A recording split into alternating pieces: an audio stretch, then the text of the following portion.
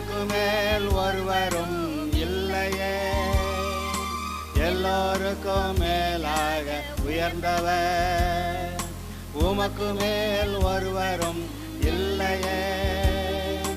அல்லேலூயா அல்லேலூயா அல்லேலூயா ஆமென். அல்லேலூயா அல்லேலூயா அல்லேலூயா ஆமென். ஒருவரால் சிருஷ்டிக்கப்படாமலே தாமாக என்றென்றும் இருப்பவர், ஒருவரால் சிருஷ்டிக்கப்படாமலே தாமாக என்றென்றும் இருப்பவர். அல்லேலூயா அல்லேலூயா அல்லேலூயா. இப்பொழுதும் கூட கர்த்தர் இயேசு சிலுவையிலே நமக்காக சம்பாதித்து இலவசமாய் கிருபையாய் நமக்கு கொடுத்துருக்கிற ரட்சிப்பையும் சரி, இந்த பூமிக்குரிய வாழ்க்கையில் தேவைகளை பெற்றுக்கொள்ளுகிறதும் சரி, பிறகு நமக்கு விரோதமாக இருக்கிற பிசாசுடைய கிரிகளை அழித்து எல்லாவற்றிலும் ஜெயம் எடுத்து இயேசுவுக்கு சாட்சியாய் வாழுகிறதை பற்றி நாம் இப்பொழுது பார்த்து கொண்டு இருக்கிறோம். கடந்த 2 செய்தியில் பிசாசுடைய முக்கியமான ஒரு ஆயுதம் அவிசுவாசம். இன்றைக்கு இந்த உலகத்து சூழ்நிலைகளையும் மனிதர்களுடைய பேச்சையும் பிசாசு தானே நமக்குள்ளே பேசுகிற அந்த கொடுக்குற எண்ணங்களையும் வைத்து நமக்குள்ளே அவிசுவாசத்தை உண்டாக்குகிறான். விசுவாசம்னா என்ன? சூழ்நிலைகள் எவ்வளவு எதிர்மறையாக இருந்தாலும் தேவனுடைய வார்த்தையின்படியே நடக்கும் என்று நம்புவதே விசுவாசம். நான் மறுபடி சொல்கிறேன், சூழ்நிலைகள் எவ்வளவு எதிர்மறையாக இருந்தாலும் தேவனுடைய வார்த்தையின்படியே நடக்கும் என்று நம்புவதே விசுவாசம். இப்பொழுது நீங்கள் பார்த்தால் இந்த உலக சூழ்நிலைகள் இதில் கர்த்தருடைய பிள்ளைகள்லாம் லேசில் நல்லா வாழ முடியாதுங்க, எல்லாம் எதிர்ப்பாக இருக்குது அப்படி சொல்கிறவங்க இருக்கிறாங்க. அது உண்மைதான். எல்லா விதத்திலும் இந்த உலகம் கர்த்தரையும் கர்த்தருடைய பிள்ளைகளையும் எதிர்க்கிறது. அது ஒரு விதத்தில். அப்புறம் சூழ்நிலைகளை பார்த்து நாம் சோர்ந்து போகிறோம். அங்கே இஸ்ரவேல் தேசத்தார் வெளியே புறப்பட்டு வந்தபோது எகிப்து தேசத்திலிருந்து, எகிப்து தேசத்தில் பார்வோனும் சேனையும் கொடுமையான ஆட்கள். அதிலிருந்து விடுதலையாகிறதுங்கிறது நடக்கிற காரியம் இல்லை. ஆனால் கர்த்தர் மோசையை அனுப்புகிறாரு. மோசையை அனுப்புனா மோசை சொல்கிறான், அங்கே போய் என்னால் ஒன்றும் செய்ய முடியாது, வேறு யாராவது அனுப்புங்கன்னெலாம் சொல்கிறான். ஏன்னா பார்வோனுடைய அந்த மிலிட்டரி அது பெரிய பயங்கரமானது. அதிலிருந்து யாரும் தப்பெல்லாம் முடியாது. இஸ்ரவேல் ஜனங்கள் நாங்கள் பாட்டுக்கு எங்கள் ஊருக்கு போகிறோம் அப்படின்னாலாம் விடமாட்டாங்க. அதனால் அந்த பார்வோனுடைய பிடியிலிருந்து கர்த்தரை எப்படி விடுதலை ஆக்கினார். அந்த பார்வோன் பார்வோனும் எகிப்தியரும் அவ்வளோ பயங்கரமான கொடுமையான ஆட்கள், அவற்றிலிருந்து தப்ப முடியாது அப்படிங்கிற எண்ணத்தை இஸ்ரவேலுடைய இருதயத்தில் பார்க்குறோம். ஏன்னா பார்வோனை பார்க்குறாங்க, எகிப்தியரை பார்க்குறாங்க, நம்மளால் தப்ப முடியாது. சரி, அப்படியே 10 வாதையை உண்டாக்கி கர்த்தர் ரிலீஸ் பண்ணி வெளியே கொண்டு வந்துட்டா வழியில் செங்கடல் நிற்குது. செங்கடல் பின்னாடி பார்வோனுடைய சேனை. அம்பிடுத்தான் கதை முடிஞ்சு போச்சு. அதாவது சூழ்நிலை என்ன சொல்லுகிறது, உங்கள் கதை முடிந்து போய்விட்டது. அப்புறம் வெளியே அதெல்லாம் தாண்டி வந்தால் தண்ணீர் இல்லை. அப்படியே தண்ணீர் இருக்குதுன்னு பார்த்தாலும் தண்ணீர் கசப்பாக இருக்கிறது. ஒன்றும் பிழைக்க முடியாது. சூழ்நிலையில் பாருங்கள், பிழைக்கவே முடியாது. அப்புறம் சரி, கர்த்தர் தண்ணீரை கொடுத்தாரு. தண்ணீரை கசப்பான தண்ணீரை மதுரமாக்கி கொடுத்தாரு. அப்புறம் வழியில் போனால் சோறு இல்லை, ஏன்னா சாப்பாடு இல்லை. உண்மைதான், அங்கே சாப்பாடு இல்லைங்கிறது உண்மைதான். ஆனால் அவங்கெல்லாம் கூப்பாடு போடுறாங்க. கடைசிக்கு மண்ணாவை கொடுத்தாரு. அப்புறம் கொஞ்சம் தூரம் போயிட்டு அங்கே எகிப்து தேசத்தில் வெள்ளை பூண்டு, வெங்காயம், நம்ம கறியெல்லாம் சாப்பிட்டோமே, இங்கே ஒன்றும் இல்லையே, இந்த மண்ணா இது என்னத்துக்கு என்று சொல்லி வேறு சாப்பாடே இல்லை, எப்படி கிடைக்கும் அப்படின்னு அந்த மக்கள் நினைக்கிறாங்க. மோசைகிட்ட முறையிடுறாங்க. மோசையும் போய் கர்த்தர்கிட்ட இந்த மாதிரி ஆகிப்போச்சு கதை அப்படின்னா, கர்த்தர் சொல்கிறாரு, நாளைக்கு பாரு உனக்கு எல்லோரும் சாப்பிட்றதுக்கு வாய் வழியாக சாப்பிட்டு மூக்கு வழியாக முட்டுற வரைக்கும் நான் உங்களுக்கு இறைச்சி தர்றேன் அப்படின்னு அவர் வாட்டுக்கு சொல்லிவிட்டார். இவன், ஐயோ ஆண்டவரே, நீங்கள் வாட்டுக்கு என்னத்தையும் சொல்லிவிட்டீங்க, இங்கே இருக்கிற ஆடு மாடு எல்லாத்தையும் அடித்தா கூட அந்த இவங்களுக்கு சாப்பாட்டுக்கு பத்தாதே, நீங்கள் வாட்டுக்கு சொல்லிவிட்டீங்க அப்படின்னு. அப்போ தான் கர்த்தர் சொல்கிறா, என்னுடைய வார்த்தையின்படி நடக்குமோ நடக்காது என்று பார் அப்படின்றாரு. அது ஒரு விதத்தில் பார்த்தா அது நடக்குது. ஆனால் என்ன நினைக்கிறாங்க, இது எப்படி உண்டாகும், நாளைக்கு இறைச்சி தேவையான நாள் கிடைக்குமா, அது எப்படி, எங்கே இருக்குது, என்ன இருக்குது, கிடைக்காது. மனநிலையை பற்றிலாம் இப்போ மோசைக்கே அப்படியே அவன் பதறி போயிட்டான். ஐயோ நீங்கள் வாட்டுக்கு என்னத்தையும் சொல்லி விட்டீங்க. அப்புறம் பார்த்தா காடை வந்து விழுகுது. அது சொல்கிறாரு, உன் வயிறு பெருசா என்னுடைய வல்லமை பெருசா பாரு அப்படின்னு சொல்லி தின்ன விடுறாரு. தின்றாங்க, அவதிப்பட்டு அவசரமாக தின்னாங்க. அதனால் அவர்கள் சாப்பிட்டு மூக்கு வழியாக வர வரைக்கும் சாப்பிட்டாங்களாம். அதனால் கர்த்தர் கோவம் வந்து கொஞ்ச நேரம் அடித்தாருன்னு போட்டிருக்கு. அப்போ சூழ்நிலைகள் என்ன சொல்கின்றன, நமக்கு கர்த்தருடைய வழியில் முன்னேறுவதற்கு வாய்ப்பு இல்லை அப்படி சொல்லுது. அப்புறம் இந்த பொல்லாத உலகத்தில் நாம் பொய் சொல்லாமல் எப்படிங்க பிழைக்கிறது அப்படின்னு அப்படி ஒரு எண்ணம் வருகிறது. அப்புறம் இந்த உலகத்தார் மாதிரி கொஞ்சம் அவங்களோட சேர்ந்து நடந்தால் தான் நம்மளும் பிழைக்க முடியும் அப்படிங்கிற ஒரு எண்ணம் வருகிறது. அதாவது கர்த்தருடைய வார்த்தையின்படி நடக்கிறதுன்றது அது முடியாது அப்படின்னு அவங்க நினைக்கிறாங்க, கர்த்தருடைய பிள்ளைகள் நினைக்கிறாங்க. அதனால் அநேகர் ஓரளவுக்கு அந்த உலகத்தோடு ஒத்து போகிற சில காரியங்களையும் நாம் பார்க்க தான் முடிகிறது. அதாவது பிசாசு இந்த பூமியை, இந்த உலகத்தை, இந்த உலக மனிதர்களை பாவத்தில் போட்டு தனக்கு அடிமையாக வைத்து ஒரு சமுதாயத்தை, உலகளாவிய ஒரு சமுதாயத்தை உண்டாக்கியிருக்கிறான். எல்லாரும் பாவம் செய்து தான் ஆக வேண்டும், பாவம் செஞ்சால் தான் பிழைக்க முடியும் அப்படிங்கிற ஒரு சமுதாயத்தை உண்டாக்கி வச்சுருக்கான். இதிலேருந்து பிசுறு கூட நான் விலக முடியலை. ஏன் 1-2 பேர் ரட்சிக்கப்படுறாங்களே, அவங்களுடைய பாடு எவ்வளோ பயங்கரமாக இருக்குது பாருங்கள். ரட்சிக்கப்படுறேன்னாக்க பாடு அதிகமாக இருக்குது. அப்புறம் அதாவது பாவம் மன்னிக்கப்பட முடியுமா அப்படின்னு, பாவமாவது மன்னிக்கப்படுறதாவது அப்படி நினைக்கிறாங்க. ஆனால் ஒருத்தர் பரிகாரம் பண்ணி வச்சுருக்கிறாரு. அப்போ சூழ்நிலைகள் என்ன சொல்லுகிறது, கர்த்தருடைய சித்தத்தின்படி எதுவும் செய்ய முடியாது, பாவம் இல்லாமல் வாழ முடியாது, ஜெயமாக வாழ முடியாது அப்படின்னு சூழ்நிலைகள் சொல்லுகின்றன.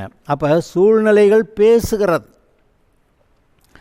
இஸ்ரவேலர் வந்து போய் அந்த தேசத்தை பிடிச்சிக்கங்கன்னா, வேவு பார்க்க போன ஆட்கள் வந்து அங்கே ராட்சதர்களை கண்டோம், அவங்க கண்களில் நாங்கள் வெட்டுக்கிளி மாதிரி இருக்கோம், நாங்களே எங்களுடைய கண்களில் வெட்டுக்கிளி மாதிரி தான் இருக்கிறோம், அங்கெல்லாம் போய் எல்லாம் பிடிக்க முடியாது அப்படின்னு. ஆனால் கர்த்தர் சொன்னார், நீ போ, தேசத்தை தருவேன். அப்போ இந்த உள்ளத்தில் இருக்கிறது என்னது, நீ போ, கர்த்தர் தேசத்தை கொடுக்குறாருன்னு. ஆனால் வெளியில் என்ன தெரியுது, அது முடியாதுன்னு. இப்போ நான் சொன்னேன், பிசாசுடைய முக்கியமான ஆயுதங்களில் ஒன்று அவிசுவாசம். நம்முடைய இருதயத்தில் எதையாவது பொய் சொல்லி நம்மளை கர்த்தருடைய வார்த்தையை நம்பாமல் ஆக்கிறது. எதையாவது பேசுவான், என்னத்தையாவது பேசிட்டு கர்த்தருடைய வார்த்தையின்படியெல்லாம் நடக்காது, அதெல்லாம் நம்பிக்கிட்டு இருக்காது, அதெல்லாம் வாழ்க்கையில் அப்படியெல்லாம் இருந்து முன்னேற முடியாது அப்படின்னு எதையாவது சொல்லி வச்சிடறான். அதனால் கர்த்தருடைய வார்த்தையை நம்ம நம்பாமல் போயிடுறோம். கர்த்தருடைய வார்த்தையை நம்பாமல் போகிறது தானே அவிசுவாசம். விசுவாசம்னா என்ன, சூழ்நிலைகள் எவ்வளோ எதிர்மறையாக இருந்தாலும் கர்த்தர் சொன்ன வார்த்தையின்படியே நடக்கும் என்று நம்புவதே விசுவாசம். அப்போ அவிசுவாசம் என்ன, கர்த்தருடைய வார்த்தை எவ்வளோதான் சொல்லியிருந்தால் கூட சூழ்நிலையை பார்த்தா அதெல்லாம் கர்த்தருடைய வார்த்தையின்படி நடக்கவே நடக்காது அப்படிங்கிறது தான் அவிசுவாசம். இப்படி அவிசுவாசங்கிற ஒரு ஆயுதத்தை பிசாசு பயன்படுத்துகிறான். இந்த அவிசுவாசங்கிறது எப்படி ஒரு பெரிய ஆயுதமாச்சுன்னு பார்த்தா, நீங்கள் என்ன விசுவாசிக்கிறீங்களோ அதுபடி நடக்கட்டும்னு கர்த்தர் வந்து ஒரு ஆட்டோமேட்டிக் சிஸ்டத்தை செட் பண்ணி வச்சுருக்கிறார். இப்போ உங்கள் வாஷிங் மிஷினில் நீங்கள் போய் துணியெல்லாம் போட்டு அதுக்கான சோப் வாட்டர்லாம் போட்டுட்டிங்கன்னா அது சுற்றி பார்த்துட்டு இத்தனை நிமிஷம் ஓடும் அப்படி சொல்லுது. அப்புறம் ஓடுது. அப்புறம் அலசிட்டு மறுபடி புளியுது. அப்புறம் புளிஞ்சு மறுபடி தண்ணி எடுத்து அது அலசிட்டு மறுபடி புளிஞ்சு கொடுக்குது. புளிஞ்சு முடிஞ்சவுடனே மணி அடிக்குது. முடிச்சிட்டேன், வேலையை முடிச்சிட்டேன் அப்படின்னு மணி அடிக்குது. நீங்கள் கொண்டு போய் துணியையும் சோப்பு வாட்டரையும் போடுறீங்க, கடைசிக்கு ஆன் பண்ணி விட்டுறீங்க, அவ்வளவுதான். ஆனால் அதான் எல்லாம் பார்த்துக்குது. எப்படி? அதெல்லாம் அங்கே செட் ஆகிருக்கு. அது சாதாரண துணிக்கு என்னது, சாஃப்ட் கிளாத்துக்கு என்னது, கெட்டியான பேண்ட் கிளாத்துக்கு எவ்வளவு, பெட்டிங்க்கு எவ்வளோ நேரம் அது ஓடணும், அதில் தண்ணி எவ்வளவுக்கு எடுத்துக்கணும், அதெல்லாம் அதே கணக்கு பண்ணிக்கிறது. அதெல்லாம் செட் ஆகிருச்சு. அதுபோல் ஆவிக்குரிய ரீதியில் நீங்கள் கர்த்தருடைய வார்த்தையை நம்பினா அது நடக்கும், நம்பலைன்னா அது நடக்காது அப்படின்னு கர்த்தர் செட் பண்ணி வச்சிட்டார். புதுசாக இன்னுமே செட் பண்ணலை. புதுசாக இன்னுமே நமக்காக ஒரு ஆசீர்வாதத்தை சம்பாதிக்க சிலுவைக்கு போகலை. அவர் சிலுவைக்கு போனப்போ எல்லாம் முடிச்சிட்டார். எல்லாம் முடிந்ததுன்னார். எல்லாம் தான் உனக்காக எல்லாம் சம்பாதிச்சு வச்சுருக்கேன், நீ விசுவாசிச்சேன்னா அதெல்லாம் எடுத்துக்கலாம் அப்படின்றாரு. எல்லாவற்றையும் சம்பாதித்து இதோ உனக்கு முன்பாக வைத்திருக்கிறேன், இதோ திறந்த வாசலை உனக்கு முன்பாக வைத்திருக்கிறேன், ஜெயத்தை வைத்திருக்கிறேன், ஆசீர்வாதத்தை வைத்திருக்கிறேன், சுகத்தை வைத்திருக்கிறேன், பொருளாதார ஆசீர்வாதத்தை வைத்திருக்கிறேன்.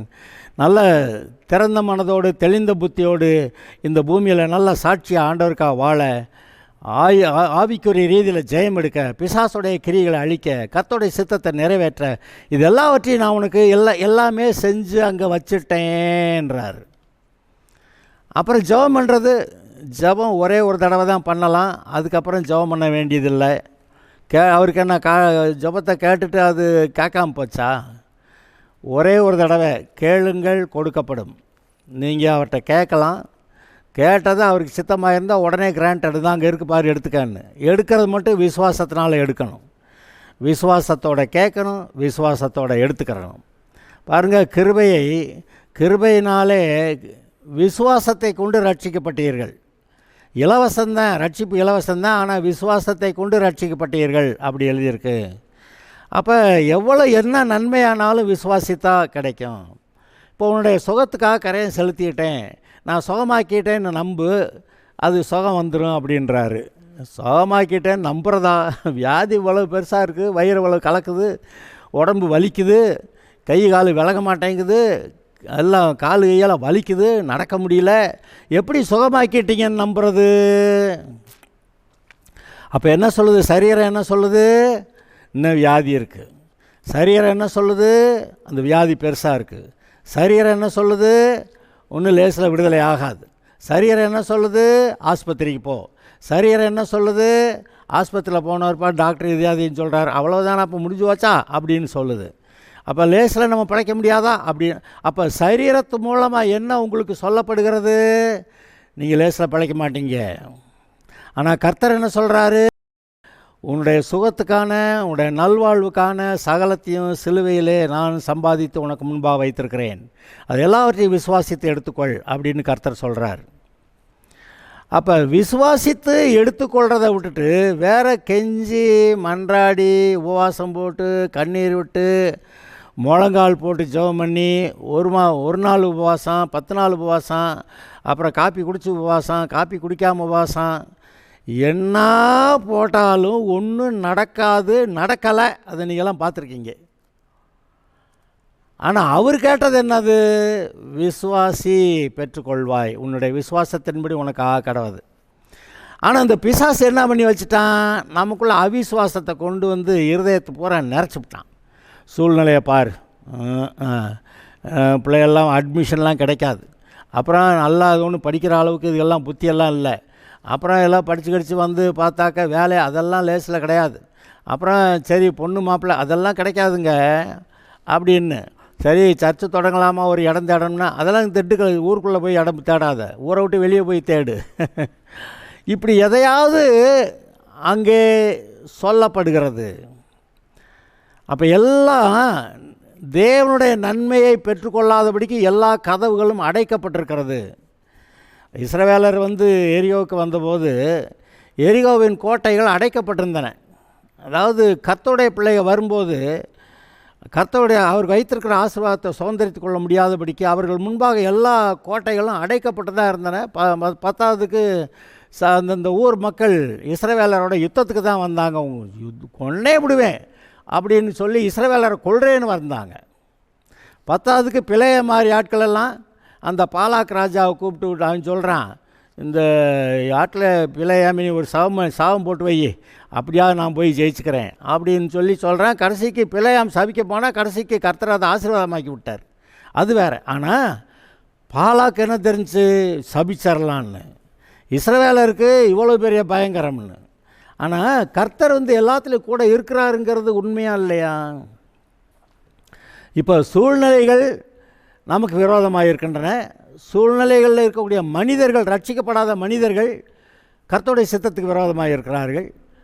அப்புறம் பிசாசு நம்மகிட்ட நேரடியாக பேசுகிறப்ப அதெல்லாம் உன்னுடைய அளவுக்கு தக்கது நினை, நீ எந்த ஊரில் பிறந்த, என்ன வம்சத்தில் பிறந்த, உன்னுடைய படிப்பு என்ன, உன்னுடைய புத்தி என்ன, ஏதோ ஒரு வேலையை செஞ்சு பொழைச்சிக்க, படிக்கிறலாம் போய் என்ன படித்து கிழிச்ச அப்படின்னு சொல்லி அப்படிப்பட்ட எண்ணங்களை நம்முடைய இருதயத்தில் உண்டாக்குகிறான். அப்போ அந்த எண்ணங்கள் எல்லாம் முடிவில் என்ன செய்யுது?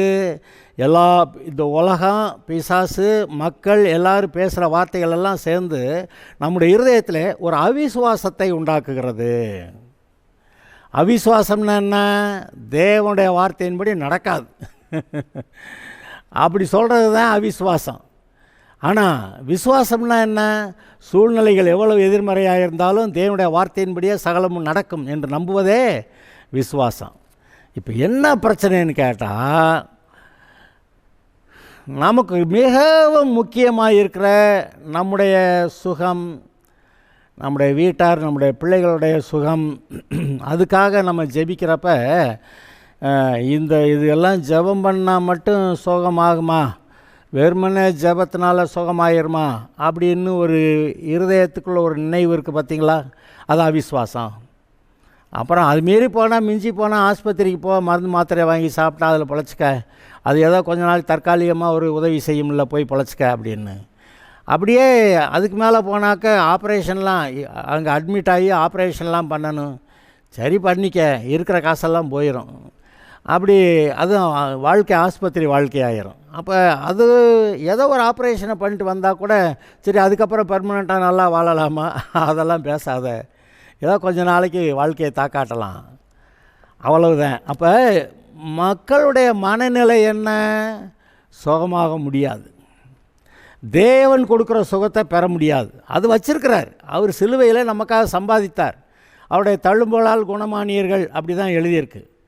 அவருடைய தழும்புகளால் குணமானியர்கள்னு எழுதும்போது, குணமாயிட்டீங்கன்னு எழுதும்போது நமக்கு அதெல்லாம் ஆகிறதுக்கு வழியே இல்லைன்னு நம்ம நினைக்கிறோம். பார்த்தீங்களா? இதுதான் பிசாசோடைய பெரிய ஆயுதம். நமக்குள்ளே அவன் ஒரு அவிசுவாசத்தை விதைத்து அதை வளர்த்து கொண்டிருக்கிறான். நம்முடைய மனதிலே அவிசுவாசத்தை விதைத்து அதை வளர்த்து கொண்டிருக்கிறான். விசுவாசம் எப்படி வரும்? தேவனுடைய வார்த்தையை கேட்டால் விசுவாசம் வரும். இப்போ பிசாசு பேசுகிறத கேட்டால் அவிசுவாசம் வருது. ஒரு பெரிய போட்டி தானே. நம்முடைய இருதயத்தில் ரெண்டு பேர் ரெண்டு பக்கம் இருந்து நான் சொல்கிறத கேளுன்னு சொல்லிக்கிட்டு இருக்கிறாங்க. கர்த்தர் சொல்கிறாரு, தேவனுடைய வாயிலிருந்து புறப்படுகிற ஒவ்வொரு வார்த்தையினாலும் பிழைப்பான் அப்படிங்கிறார். என் வார்த்தையை கேளு, நட, பிழைச்சிக்கிருவ அப்படின்னு. அப்புறம் இந்த உலகத்தில் என்ன சொல்லுது? இதெல்லாம் அப்படியெல்லாம் கர்த்தருடைய வார்த்தையின்படி நடக்குமா? பைபிளை தூக்கிட்டு நடந்தால் பைபிள்னா சோறாக போட்டுரும் அப்படின்னு நினைக்கிறவங்க இருக்கிறாங்க. ஆனால் மனிதனுடைய வாழ்க்கையே கர்த்தருடைய வார்த்தையில் தான் இருக்குதுங்கிறத ஒருத்தரும் உணரலை. நாம் அதை அறிந்து உணர்ந்து கர்த்தர் கேட்ட விதத்தில் நம்முடைய இருதயத்தை அப்படி கொஞ்சம் செட் பண்ணி திருப்பி சரியாக வைக்கணும். கர்த்தருடைய வார்த்தை மாறாதது. வானம் பூமி மாறி போகலாம், ஆனால் தேவனுடைய வாயிலிருந்து புறப்பட்ட வார்த்தை மாறாது. அதன் எழுத்தோ, இந்த நியாயப்பிரமாணத்தின் வார்த்தை அது எழுத்தோ எழுத்தின் உறுப்போ மாறாது என்று, வானம் பூமி மாறினாலும் கர்த்தருடைய வார்த்தை மாறாது என்று சொல்லுகிறேன்னு கர்த்தர் சொல்கிறார். அவருடைய வாயிலிருந்து வார்த்தை வந்துட்டால் அது நடந்துரும் அப்படிங்கிறார். இப்போ அவருடைய வாயிலிருந்து என்ன வார்த்தை நமக்கு வந்திருக்கிறது? அவருடைய தழும்புகளாலே குணமானீர்கள். நீங்கள் மருந்து மாத்திரையெல்லாம் இல்லை, அவருடைய வார்த்தையினாலே சுகமாகிறத பாருங்கன்றார். ஆனால் மனதில் அதுக்கு முடியலை, அது முடியாதுன்னு அதுக்கு சுகத்துக்கு எதிர்ப்பான எண்ணங்கள் மனதில் அதிகம். நம்ம வீட்டு ஆளுகளே இல்லை, போய் ஒரு 5 லட்ச ரூபா செலவு பண்ணாக்க இத்தனையும் போய் ஆஸ்பத்திரியில் ட்ரீட்மெண்ட் கொடுத்து சரி பண்ணி கொண்டு வந்துடலாம். 5 லட்ச ரூபாயை பெருசாக நினச்சி கொண்டு போய் கொடுத்து சுகமாக்கிட்டு வந்துடலாம். எப்பேற்பட்ட ஹார்ட் அட்டாக்கு, போக்குவரத்து எல்லாத்தையும் கூட சரி பண்ணிட்டு வரலாம். ஸ்ட்ரோக்கு அதையும் கூட சரி பண்ணிட்டு வர்றாங்க. அப்புறம் இன்னும் பல வியாதிகள்லாம், கேன்சர்லாம் இருக்குது, அதுக்கான ட்ரீட்மெண்ட்லாம் இருக்குது, இல்லாமல் இல்லை. ஆனால் அதெல்லாம் செஞ்சு முடிஞ்ச பிறகு வியாதி அதுக்கப்புறம் வர்றதில்லையா? அதுக்கப்புறம் சாவு வர்றதில்லையா? இதை இன்றைக்கி யோசித்து பாருங்கள். நம்முடைய மனதில் எப்பேற்பட்ட ஒரு போராட்டம் நடக்குதுங்கிறத கவனித்து பாருங்கள். இந்த போராட்டம் என்னது? கர்த்தர் என் வார்த்தையை கேட்டால் நீ பொழைச்சிக்கிருவேன்னு பிசாசுன்னு சொல்கிறான். அதெல்லாம் ஒன்றும் நடக்காது, சூழ்நிலையை பார் அப்படின்றான். அப்போ சூழ்நிலையை தேவனுடைய வார்த்தையை நாம் கவனிக்கும்போது இந்த சூழ்நிலையும் சரி, பிசாசு கொடுக்குற எண்ணங்களும் சரி, எல்லாம் பொய்.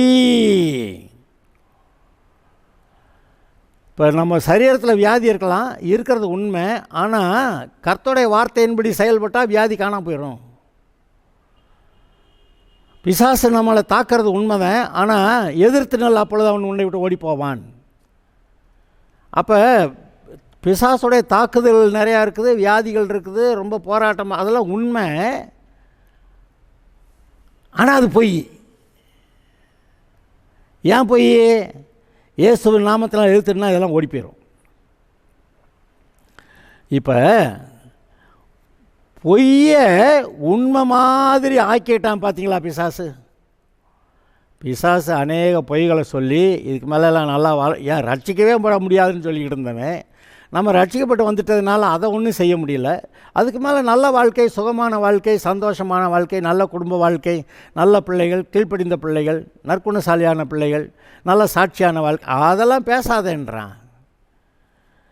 உன்னுடைய குடும்ப பின்னணியை பாரு, என்னத்தை சம்பாதிச்சு வச்சுருக்க, உன்ட்ட என்ன காசு கனி இருக்குது, என்ன மோட்டர் சைக்கிள், காரு எல்லாம் இருக்குதா, நீ எல்லாம் என்ன செய்ய போகிற அப்படின்னு ஏதோ இருக்கிறத வச்சு வாழ்க்கையை ஓட்டிகிட்டு போயிட்டே இரு அப்படின்னு இந்த பிசாசு அப்படிப்பட்ட எண்ணங்களை நம்முடைய இருதயத்தில் விதைக்கலை? விதைச்சானா இல்லையா? நம்ம அப்படியெல்லாம் நினைக்கிறோமா இல்லையா? அப்போ அப்படியெல்லாம் நினப்பு வர்றது வேறு, ஆனால் அப்படி தாங்கன்னு முடிவு பண்ணுறது வேறு. அப்படி தான் முடிவு பண்ணிட்டா அப்போ அந்த அவிசுவாசத்தில் நீங்கள் செட்டில் ஆகிட்டீங்க. அந்த அவிசுவாசத்தில் நீங்கள் செட்டில் ஆகிட்டீங்க. பிசாசு கொடுக்குற மனநிலை தானே அது அவிசுவாசம். அந்த பிசாசு கொடுக்குற மனநிலையில் நீங்கள் செட்டில் ஆகிட்டீங்க. இந்த பிசாசு கொடுக்குற மனநிலை என்னது? அவிசுவாசம். இந்த அவிசுவாசம் பற்றி பைபிள் என்ன சொல்லுது? எபிரேயர் 3வது அதிகாரத்தில் 12-13, சகோதரரே, ஜீவனுள்ள தேவனை விட்டு விலகுவதற்கு ஏதுவான அவிசுவாசமுள்ள பொல்லாத இருதயம் உங்களில் ஒருவனுக்குள்ளே இராதபடிக்கு நீங்கள் எச்சரிக்கையாக இருங்கள். என்னது? அவிசுவாசமுள்ள பொல்லாத இருதயம்.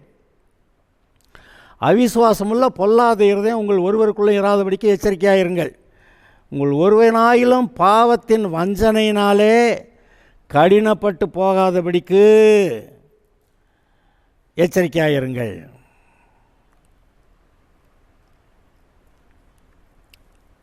அவிசுவாசமுள்ள பொல்லாத இருதயம். இந்த அவிசுவாசம் இருக்கக்கூடிய இருதயத்தை பற்றி கர்த்தருடைய கணக்கு என்னது? பொல்லாத இருதயம். ஏன் பொல்லாதது? பிசாசு கொடுக்குற வார்த்தையை நம்புது, பிசாசு சொல்கிற வார்த்தையை நம்புது, அதனால் பொல்லாத இருதயம். கர்த்தருடைய வார்த்தையை நம்புகிறவங்க நல்ல இருதயம் உள்ளவர்கள், சுத்த இருதயம், தெளிந்த புத்தி, திறந்த மனது, தெளிந்த புத்தி, நல்ல மனது, சந்தோஷம், சமாதானம் நிறைந்ததாய், அது கர்த்தருக்கு ஏற்ற இருதயம். ஆனால் அவிசுவாசம் இருக்கக்கூடிய இருதயம் பொல்லாத இருதயம். ஏன்? அந்த பொல்லாத பிசாசோடைய ஐடியாவெல்லாம் கேட்டு சேர்த்து உள்ளுக்க வச்சுருக்குது. அது அவன் கொடுக்குற யோசனையெல்லாம் உள்ளுக்க வச்சுருக்கு. யார் பொல்லாதவன் கொடுக்குற யோசனையெல்லாம் இவங்க கொண்டு உள்ளே வச்சுக்கிட்டு ஒன்றும் வாழ்க்கையில் தேராது அப்படின்னு நினைக்கிறாங்களே, அந்த மாதிரி இதர இருதயத்தை பற்றி கர்த்தர் சொல்லுகிறார், இது பொல்லாத இருதயம் என்று. அப்படிப்பட்ட பொல்லாத இருதயம் உங்களில் ஒருவருக்குள் இராதபடிக்கு எச்சரிக்கையாக இருங்கள் அப்படிங்கிறார். அப்போ என்ன சொல்ல வர்றாரு? நீ கர்த்தரோட வார்த்தையை நம்ப முடியாட்டே நம்புன்றார். இந்த நம்ப முடியாட்டே நம்புன்னு சொல்கிற விஷயத்தில் ஆபிரகாம் தான் ஒரு பெரிய நல்ல எடுத்துக்காட்டு. ஆபிரகாம் வயதாயிருச்சு, அவனுக்கு 99 வயசாயிருச்சு, சாராளுக்கு 89 வயசாயிருச்சு. அவங்க பிள்ளை கொள்கிறதுக்கான சரீர பலன் அவங்களுக்கு இல்லாமல் போச்சு. வயோதிகம். இன்னுமே கணவன் மனைவி சேர்ந்து பிள்ளையை பெற்றுக்கிற முடியாது அப்படின்னு உலகம் சொல்கிற மாதிரி நமக்கு நடக்காது அப்படின்னு அப்படி நிலைமையில் இருக்கிறாங்க. சரீரத்தை பார்த்தா இன்னொரு பிள்ளையை பெற்றுக்கிறதுக்கு வாய்ப்பே கிடையாது. அது கர்த்தர் சொன்ன வார்த்தைக்கு நேரம் எதிர்மாறானது அல்லவா? நான் உனக்கு ஒரு குமாரனை கொடுப்பேன், ஈசாக்குன்னு பேர் வை, அவனுக்கு இந்த தேசத்தெல்லாம் நான் கொடுப்பேன், அவனுடைய சந்ததியில் இயேசு வருவார், அந்த இயேசு கிறிஸ்து மூலம் உலகம் முழுவதும் ரட்சிக்கப்படும், உனக்குள்ளே பூமி எங்கும் ஆசை இருக்குன்னு அவர் சொல்கிறார். அப்போ அவர் சொல்கிறதுக்கு இங்கே மனசில் சரீரம் அப்படி செத்து போச்சு, பிள்ளையை பெற்றுக்கிற முடியாதுங்கிறது ஆப்போசிட்டாக இருக்குல்ல. அப்போ அந்த பிசாசு என்ன செஞ்சிட்டான், சூழ்நிலையை இவ்வளவு நாள் ஆச்சு, வயசு 99 ஆச்சு, அப்புறம் உனக்கு பலனெல்லாம் போச்சு, நீயாலும் சரி சாராயாலும் சரி பிள்ளை பெற்றுக்கொள்வதற்கான வாய்ப்பும் இல்லை அப்படின்ற அந்த தோற்றம். அப்போ கர்த்தருடைய வார்த்தையை நம்பவே முடியாது, பிள்ளையாவது பெற்றுக்கிறதாவது அதெல்லாம் வாய்ப்பே கிடையாது அப்படின்னு அப்படி நிலைமைக்கு போன ஒரு பாடு. அப்புறமேல் கர்த்தர் என்னமோ பேசினாராம், திடீர்னு விசுவாசிச்சிட்டான். என் சரீரம் எப்படி இருந்தாலும் சரி கர்த்தர் எனக்கு பிள்ளையை கொடுப்பாருன்னு விசுவாசி அல்லேலூயான்னு பாட்டு பாடியிருந்திருக்கான். அப்படி கர்த்தரை மகிமைப்படுத்தினானா, வாலிபன் திரும்பிச்சான், அவன் ஈசாக்கை பெற்றுக்கொண்டானான். இது என்னங்க இது? வாலிபன் திரும்பிச்சான், ஈசாக்கை பெற்றுக்கொண்டானான். இது பைபிளில் ஆபிரகாமுடைய வாழ்க்கையில், ஏன்னா ஆபிரகாம், ஈசாக்கு, யாக்கோபு, அப்புறம் தாவீதின் குமாரனா இயேசு கிறிஸ்து மூலமாக எல்லாருக்கும் ரட்சிப்பு, இப்படி ஒன்று இருக்கிறப்ப ஆபிரகாமுக்கே பிள்ளையெல்லாம் போனால், அப்போ அவனுடைய வாழ்க்கையில் உண்டான அவன் எதிர்கொண்ட அவிசுவாசத்தை மேற்கொண்டிருக்கிறான். அவன் அந்த அவிசுவாசத்தை மேற்கொண்ட போது ஈசாக்கை பெற்றுக்கொண்டான். இன்றைக்கும் நம்மை சுற்றிலும் இருக்கிற சூழ்நிலையை பார்த்திங்கன்னா, கர்த்தர் நமக்கு கொடுக்குற ஆசீர்வாதம், வாக்கு தத்தங்கள், அது எல்லாவற்றுக்கும் விரோதமாக இருக்கிறது. சூழ்நிலைகள் விசுவாசத்துக்கு விரோதமாக இருக்கிறது. ஆனால் கர்த்தர் என்ன சொல்கிறாரு? அவர் உன் அக்கிரமங்களை எல்லாம் மன்னித்து, உன் நோய்களை எல்லாம் குணமாக்கி, உன் பிராணனை அழிவுக்கு விலக்கி மீட்டு, கிருபையினால் இரக்கங்களால் முடிசூட்டி, நன்மையினால் உன் வாயை திருப்தியாக்குவேன், கழுவுக்கு சமானமாய் திரும்ப உன் வயது வாழ வயது போலாகிறது அப்படின்னா, எப்படி திரும்ப வாழ வயது போலாகிறத பற்றி வரைக்கும் சொல்கிறார். அப்போ கர்த்தருடைய வார்த்தை இப்படி சொல்கிறப்ப நான் இதை நம்பி ஆபிரகாம் எப்படி சாதித்தானோ அதுபோல் நான் சாதிச்சுக்கிறேன் அப்படின்னு சொல்லி நீங்களும் நானும் சூழ்நிலைகள் எவ்வளவு எதிர்மறையாக இருந்தாலும் கர்த்தருடைய வார்த்தையை விசுவாசிக்கிறேன் என்று சொல்லி நாம் நம்முடைய ஆவிக்குரிய வாழ்க்கையிலே முன்னேற வேண்டும். கர்த்தரை அவருடைய வசனத்தை நமக்கு முன்பாக வைத்து கொண்டு இந்த உலகத்தில் இருக்கக்கூடிய காரியங்களெல்லாம் பின்னாக தள்ளிவிட்டு கர்த்தருடைய வார்த்தையின்படி நடக்கும் என்று, கர்த்தருடைய அதிகாரம், கர்த்தருடைய வார்த்தை அதை நிறைவேறும் என்று சொல்லி நான் நம்புகிறேன், விசுவாசிக்கிறேன், முன்னேறுகிறேன் என்று சொல்லி முன்னேறி நீங்கள் ஜெயத்தை பெறும்படி கர்த்தர் உங்களை அழைக்கிறார். Okay, God bless you. கர்த்தர் செய்ய நினைத்தது தடைப்படாது, என் தேவன் என்னை ஆசீர்வதித்தால் தடுப்பது யாரு? கர்த்தர் செய்ய நினைத்தது அது தடைப்படாது, என் தேவன் என்னை ஆசீர்வதித்தால் தடுப்பது